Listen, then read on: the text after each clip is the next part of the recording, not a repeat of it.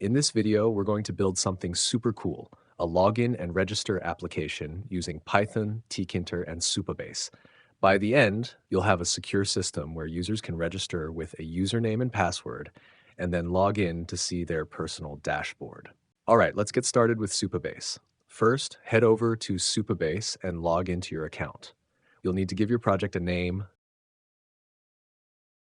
set a password, and choose a region. The region doesn't really matter for now, so feel free to pick any. Then click on the Create Project button. Now that our project is ready, we need to set up a database table to store our users. Think of this as the place where all usernames and passwords will be kept.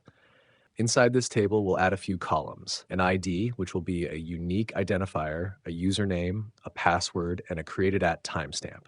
Next, we need to check the row-level security setting, or RLS for short.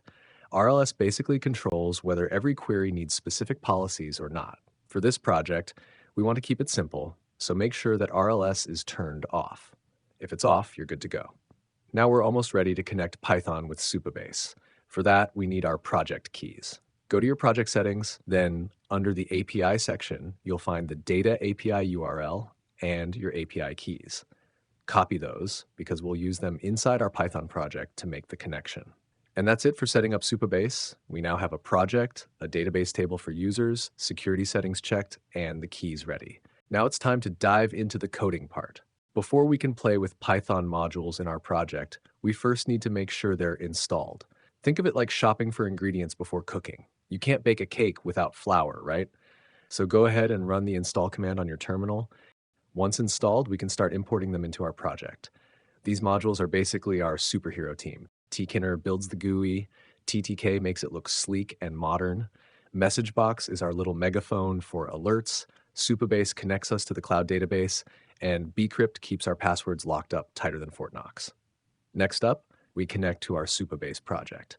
For now, just know that this is how Python talks to our online database. Think of it like dialing your friend's number before you can text them.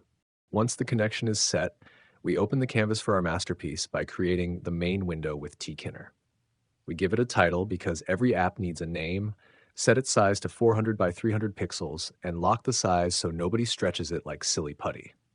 Running this part shows a blank window. That's right, just an empty canvas, but don't underestimate it. This is where all the magic will happen. Next, we give our buttons, labels, and entry boxes a little makeover using styles. We set fonts, padding, and a modern theme. It's like giving our app a fresh outfit. We also create a special function to help us jump between different screens like login, register, and home. Think of it as teleporting from one room to another with a single click. Then we build the login screen where users will enter their username and password. Labels guide them where to type, and entry boxes let them actually type. Running this shows a login screen ready for input. It's like building the entrance door to your app. After that, we create the registration screen for new users. Similar labels and entry fields appear, but now it's for signing up. The registration function grabs the typed username and password, trims spaces, checks for blanks, and then sees if the username already exists. If it does, an error pops up. Otherwise, bcrypt scrambles the password and safely sends it to our Supabase database. Once done, a friendly message tells the user they're ready to log in and the screen jumps back to login. On this screen, two buttons appear, one to register and one to go back to login. Clicking back to login teleports you back instantly. Then we create the home screen, where logged in users land. At the top, a welcome label will later say, "Welcome, username," making it personal. This is like the living room of your app, comfy and ready for the user. Now for the login function. It grabs the typed username and password, checks for empty fields, queries Supabase to see if the username exists, and then compares hashed passwords. If it matches, the user is logged in and the welcome message updates. Otherwise, an error pops up. Essentially, this function is our doorman. It only lets in the people who know the secret password.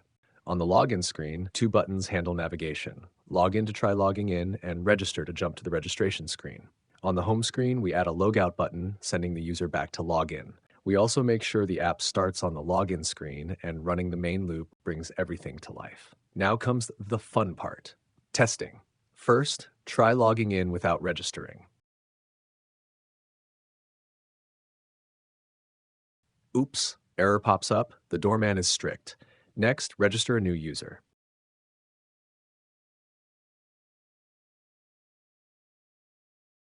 Success. Now log in with the new user. Welcome message appears. Finally, click Logout. Back to login screen. Everything works like a charm. And that's it. We've built a fully functional login registration system using Tkinter and Supabase. Remember, coding is like Lego. You start with blocks, add features, and suddenly you've built something amazing.